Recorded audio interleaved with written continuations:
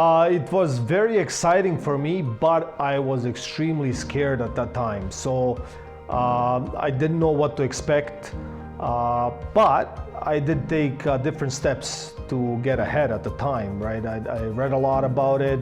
I hired mentors. I flew to the US back in the day. I spent thousands of dollars to meet the best people in the industry. I attended real estate events. So I was very thirsty. I really wanted to grasp the core of this business. So that's what I did.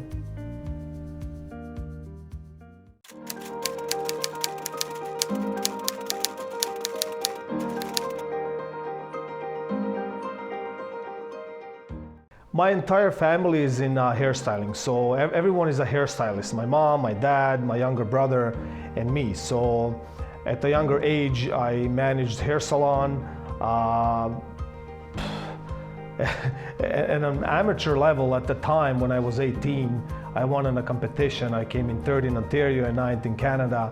I'm also a color technician, so a master color technician. So it's kind of cool.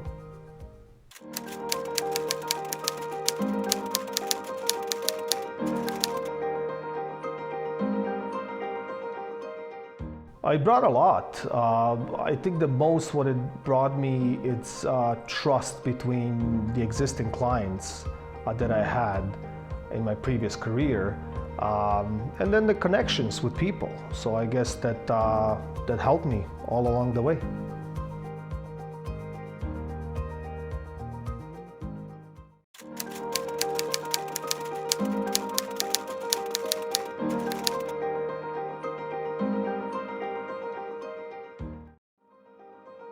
My first real estate deal, let me see. One of the most significant first deals was a lease, actually. So it's actually a funny story.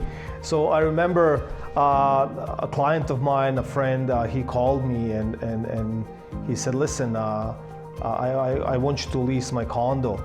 So yeah, I jumped on the opportunity, and at that time, I remember there were probably 30 or 40 leases in that building. It was a big building. So my wife and I, we took the steps. We went to even clean the place, made it look spotless, and I did lease it within probably 2 to 3 days. Why that's so significant is that after probably a year, I did manage to get this client's property, his house. I sold his house. Then he bought a house. Through that, I got another lead. I sold another house. Then the sister from that guy sold the place, bought a place, and now you get the idea. So it was a snowball effect. So I would like to thank everyone, and this is definitely something special when I started.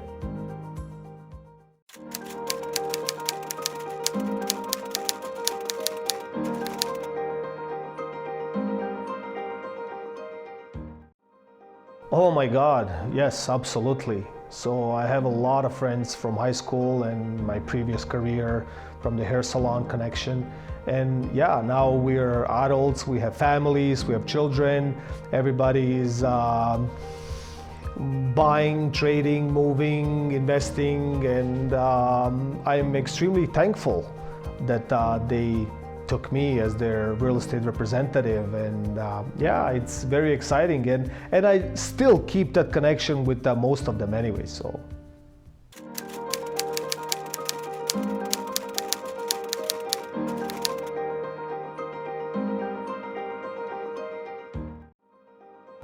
I think it's the trust. That's I would say it's trust, and then they did see me evolve in my career. Every year, every day, I bring something new to the table, and they do see the success. So yes, there's the aspect of trust, but they also see the guarantee that I'm full-time committed to what I do, and I would like to thank everyone.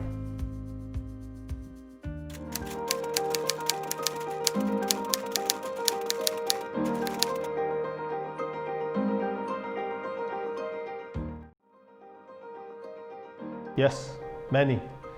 So in 2014, I got a Rookie of the Year. 2015 bronze, 2016 bronze award, 2017 jumped to silver. 2018 I got a business development award and a double gold award, and 2019 I got a gold award, and it's 2020 now, so let's see what's gonna happen.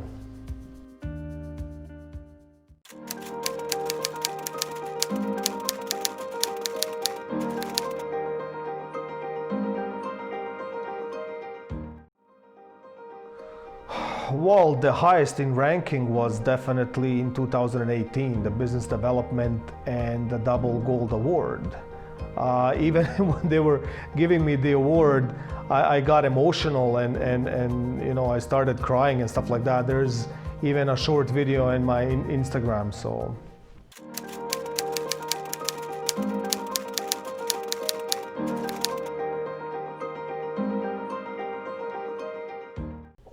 Well, I just know what my family went through. I mean, like, I understand it's all business, and sometimes it's dollar figures and feelings and emotions and real estate and this and that. But at the end of the day, I know what my family and what we went through in order to get there. And it's not easy as an individual to get to higher ranked rewards.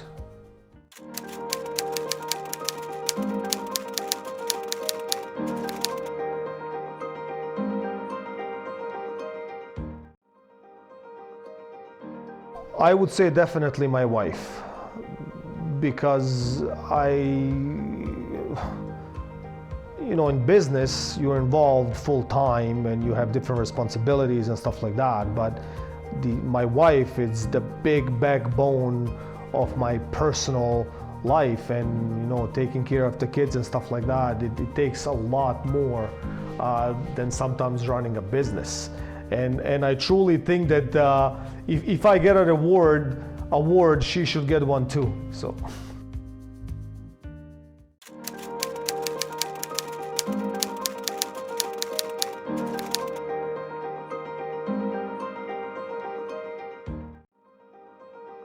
Well, I would say it was back in the day. The market was extremely hot, and we did list a property.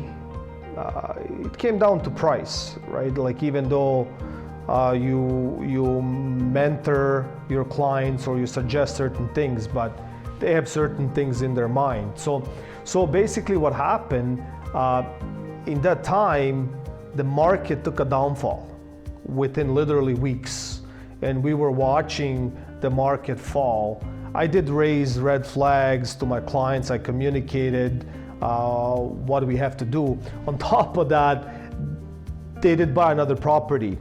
So what happened, it was that pressure of other listings and stuff like that. To cut the story short, basically someone on the street sold for way less, and they had a better product. So now we had to fight with the product, with the price and everything else. And I remember it was extremely stressful to go through that period, understanding that we have that time pressure and the other property online. Now, last day of that new property that they bought, they had to close. And I remember it was my son's birthday, his first birthday. And I was holding my phone. I hold my phone always with me, around me, with me, on me, whatever you want to call it. So what happened, someone called me. I ran out of the party. I picked up my phone and I literally cut that deal that night. And I believe that made a huge impact on my client's life and my life too. I mean, like, if I wasn't at my highest performance at that time, who knows what would have happened. So.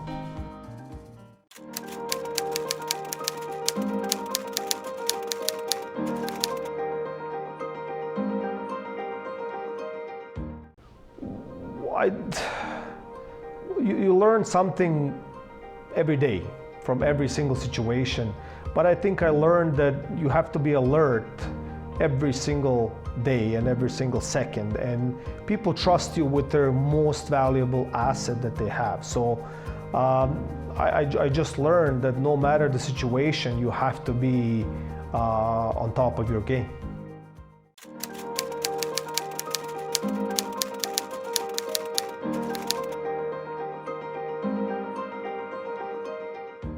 Oh yeah, many times actually. I thought about quitting. I never quit though, but I thought about it. So it's tough. It's a tough business.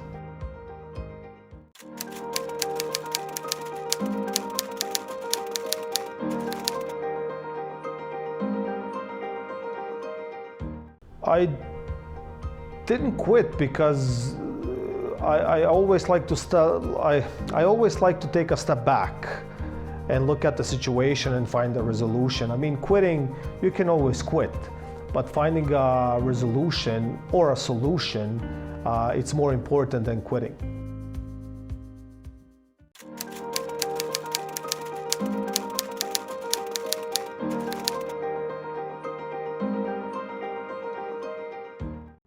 Many moments, but I remember one moment vividly. Back in the day, I think my daughter was about 2 years old. We were just playing in the living room, watching TV and stuff like that, like just a happy kid, like running around and stuff like that. My phone rang. Some lead, a client, found me on the web and read my reviews, and she picked up the phone. She said, "I have a feeling you can help me. It's extremely urgent. I need to see you." And on top of that, she was pregnant. So I guess it was like I had to do something about it. So I understood the situation. So I said, "Yeah, no problem. Let's meet," and stuff like that. And my daughter, she's looking at me. I hang up the phone. She's like, "So Daddy, where are you going?" I said, "Well, Daddy's got to go to work. We got to make the money for the toys and all of that stuff." So I'm trying to bring that situation under control, right? And she's looking at me. She's like, "Well, I don't need any toys. You don't need money. I don't need toys," kind of thing, right? So I did not understand what she was really saying. I ran. I dressed myself up, and what happened is she ran to the room. She came outside. She had a little bag of little coins, like quarters and stuff like that, nickels or whatever. And she put that little bag of money on the table, and she said, "Dad, here's all my money. Just don't go to work."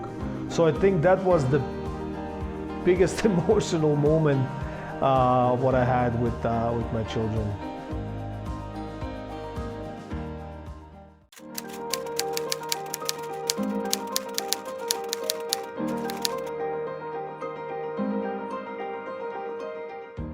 About the new and upcoming generation, I think they're smart.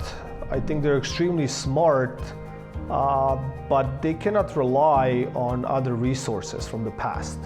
And I see that a lot. I'm not trying to generalize anyone here, but they have to understand that they have to create something on their own.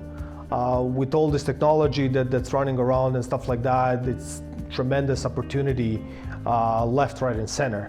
But they have to understand that they have to be in communication with their banks. They have to create a relationship with credit scores and stuff like that, because that's going to help them down the road getting a mortgage. That's going to help them maybe get a job or something like that. So it is very important to have that relationship and connections in an early stage.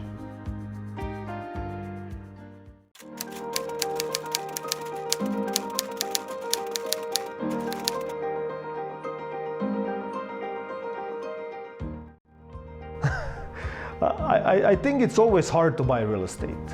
I remember back in the day, I used to work as a teenager in high school or whatever back, like I don't remember even what year, but I would work for $4.25. And If you put that into perspective today, it kind of matches. Back in the day, good properties or properties that were in high demand areas did run you $1 million.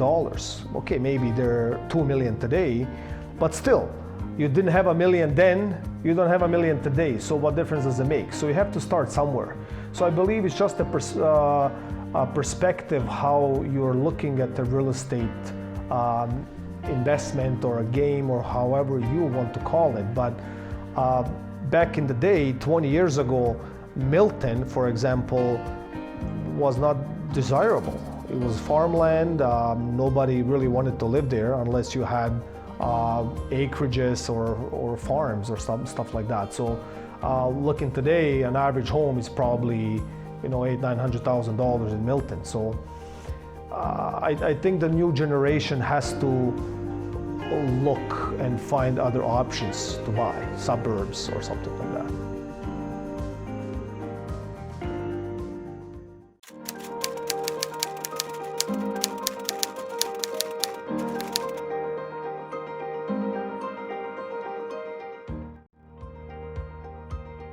See, with people that are retiring, I think there's that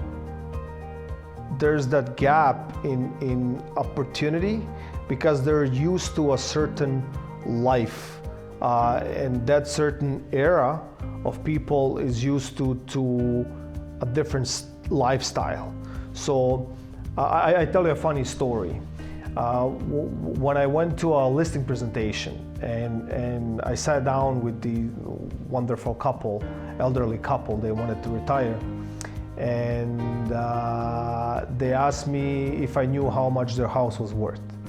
So after looking at the comparables and stuff like that, I said, well, probably $1 million, maybe more, maybe $1.1 million, I'm not sure, but it's roughly around that ballpark. We have to go into more detail, but that's roughly what it is. They did not know what to say. They're looking at me for 10-15 minutes. Are you sure it's $1 million? It's $1 million plus? I said, yes, I'm certain it's that amount. So they were in shock, basically.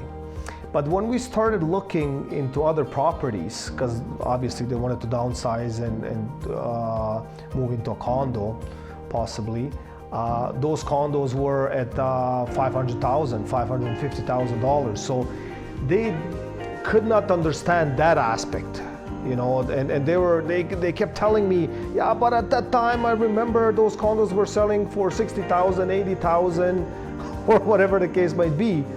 But that's the reality. So they were shocked with their house being 1.1 million plus, but they could not realize that other real estate aspect went also in price.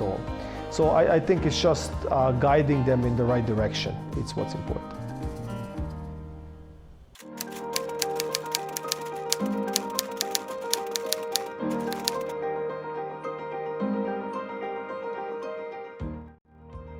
Oh, coronavirus.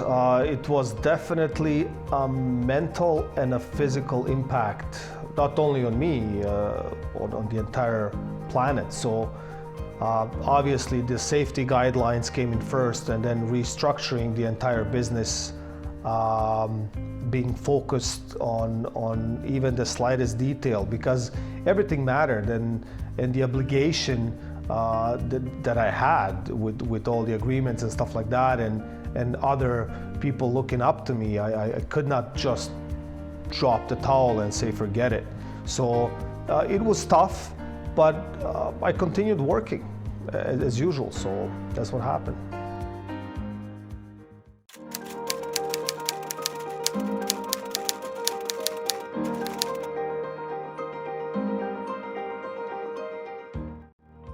Well, first of all, be safe, never stop improving, and you can always learn, right?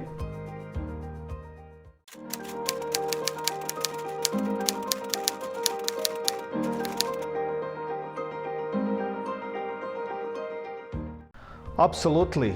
Well, I'm sure I could have done better in terms of a dollar amount, but I'm happy. I have great clients. I have fantastic relationships. good communication, and I think those relationships will stay for a lifetime. So yeah, I'm happy, definitely.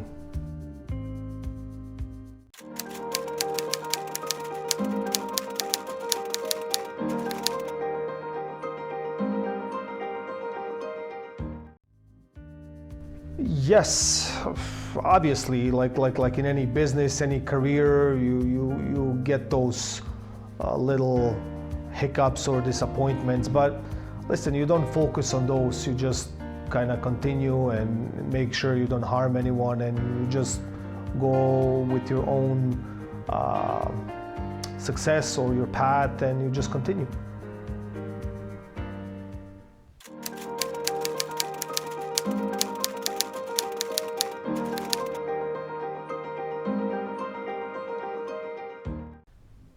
High-end real estate versus the everyday stuff.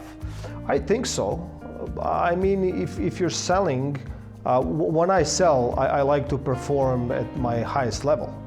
So no matter what it is, high-end stuff or everyday stuff, what we call cookie cutter stuff.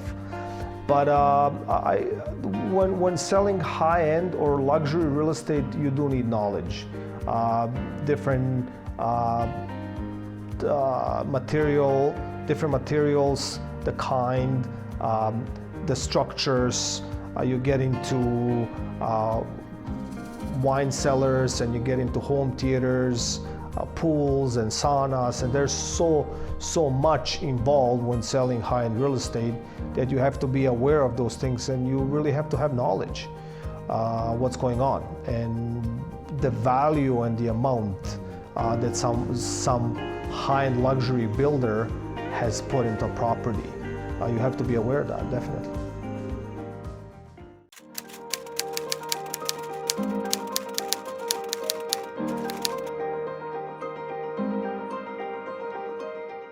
Yes, many times. I do have respect for my colleagues and my friends in business. When I go into a listing presentation or an interview, I like to be me. And I do believe that my clients recognize that.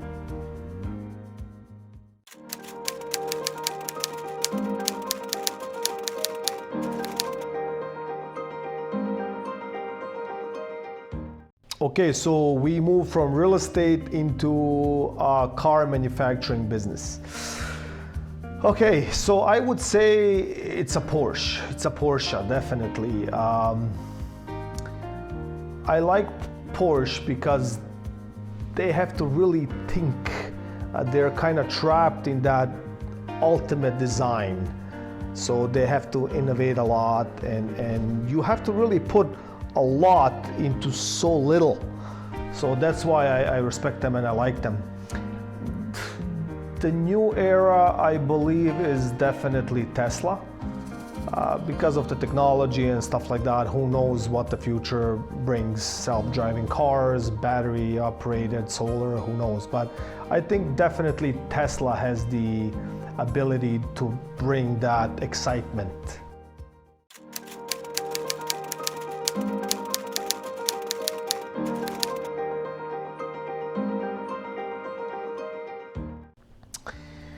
Watches. Now we're into watches. It's a broad topic, but I would say definitely Rolex as the crown.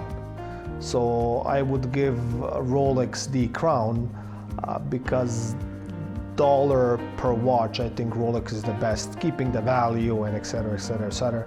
When it comes to high-end watches, right? So that's my opinion.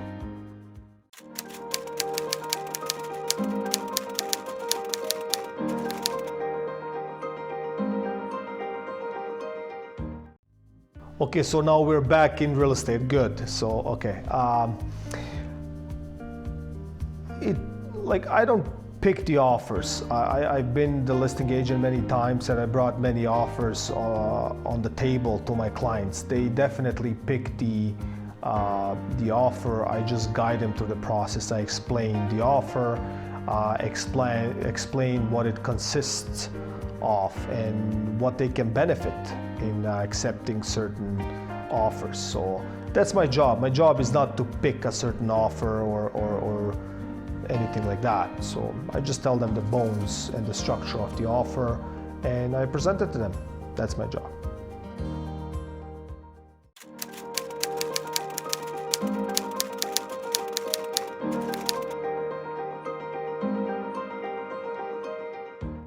I would say, okay, that's kind of like a broad question. If your property is ready to be listed right away, because you never know who is waiting or kind of on the sideline waiting for that perfect property. And maybe your property would be the perfect property. So that could be one of the reasons. And then we have the regular cycles, springtime and fall, or whatever the case might be. But I would say whenever you're ready, I think it's the best time.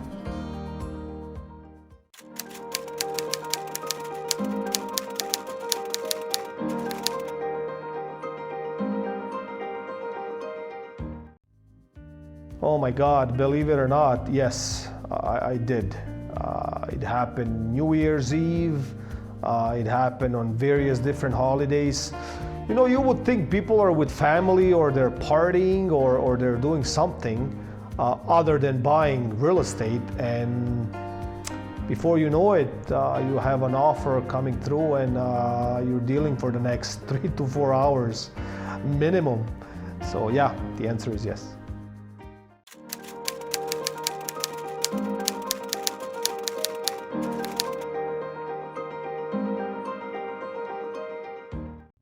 I would say this: to reinvent, to make it better, it's in our DNA.